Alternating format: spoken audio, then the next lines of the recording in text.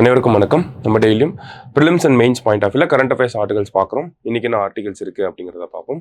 முதல்ல பார்த்தீங்கன்னா, ஊராட்சிகளில் திட்டங்களை செயல்படுத்துவதில் தமிழகம் முதலிடம் அப்படின்னு சொல்லி கொடுத்துருக்காங்க. என்ன ஒரு பின்னணியில் பார்த்தோம்னா, நமக்கு பிப்ரவரி 13ஆம் தேதி ஒரு அறிக்கை வெளியிடப்பட்டுச்சு. ஊராட்சிகளின் அதிகார பகிர்வின் நிலை அப்படிங்கிற பஞ்சாயத் டெவல்யூஷன் இண்டெக்ஸ் அப்படிங்கிற இந்த இண்டெக்ஸ் வந்து வெளியிடப்பட்டுச்சு. இந்த குறியீடு ஓகேங்களா, பஞ்சாயத் டெவல்யூஷன் இண்டெக்ஸ் அப்படிங்கிறது. ஸோ இதை அடிப்படையாக வச்சு தான் நமக்கு கொடுத்துருக்காங்க. இந்த பஞ்சாயத்து டெவல்யூஷன் இண்டெக்ஸ் அப்படிங்கிறத பார்த்தோம்னா நமக்கு 6 டைமென்ஷன்ஸை பேஸ் பண்ணியிருக்கு. கட்டமைப்பு, செயல்பாடுகள், நிதி, பிரதிநிதிகள், திறன் மேம்பாடு, பொறுப்புடைமை இப்படிங்கிற இந்த 6 கட்டமைப்புகளை 6 குறியீடுகளை பயன்படுத்தி தான் இதை அளவிடுறாங்க. அந்த வகையில் தமிழகம் இந்த இண்டெக்ஸில் 3வது இடத்துல இருக்கு. முதலிடத்துல பார்த்தோம்னா கர்நாடகா இருக்காங்க, 2வது இடத்துல கேரளா, தமிழகம் 3வது இடத்துல வந்து இருக்கு. சரிங்களா? ஸோ இந்த குறியீடுகள்லேயே ஒரு சிலவற்றில் தமிழகம் சிறந்த மாநிலமாக வந்திருக்கு. அதை தான் இங்கே கொடுத்துருக்காங்க. ஊராட்சிகளின் கடமைகள் மற்றும் பொறுப்புகளை செயல்படுத்தும் விதத்திலும் அதிகார பகிர்வு அளித்து திட்டங்களை நடைமுறைப்படுத்தும் விதத்திலும் தமிழகம் முதலிடத்தில் உள்ளது அப்படின்னு சொல்லி கொடுத்துருக்காங்க. ஓகேங்களா? ஸோ ஊராட்சி அமைப்புகளுக்குன்னு இருக்கக்கூடிய கடமைகளை செயல்படுத்துறதுல தமிழகம் முன்னோடி மாநிலமா இருக்கு.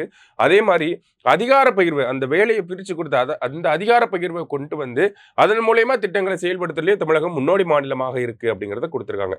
திறன் மேம்பாடு மற்றும் செயல்பாடுகள்ல தமிழ்நாடு 2வது இடத்துல இருக்கு. நிதி பகிர்வுகள்ல தமிழ்நாடு 3வது இடத்துல இருக்கு அப்படிங்கிறது தான் சொல்லியிருக்காங்க.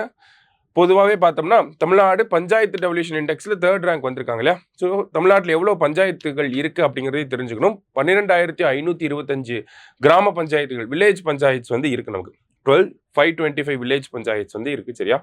அடுத்ததாக பார்த்தீங்க அப்படின்னா முதல்வரின் காக்கும் கரங்கள் திட்டம் அப்படிங்கிறத கொடுத்துருக்காங்க.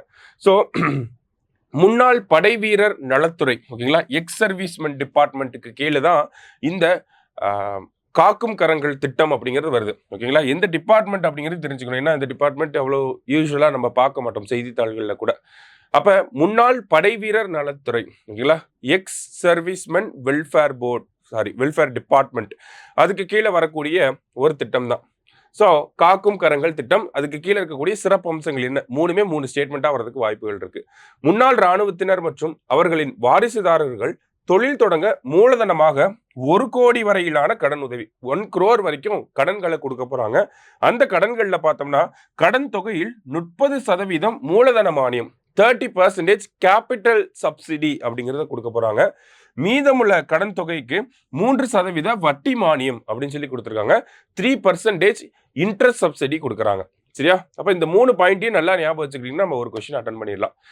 1 crore வரைக்கும் கடன்களை கொடுக்க போறாங்க எக்ஸ் சர்வீஸ்மென் அவங்களோட வாரிசுதாரர்களுக்கு, 30% capital subsidy and then 3% interest subsidy அப்படிங்கிறத கொடுக்க போறாங்க. சரிங்களா?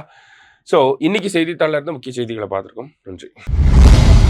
சுரேஷ் IAS அகாடமி, வெற்றியின் முகவரி.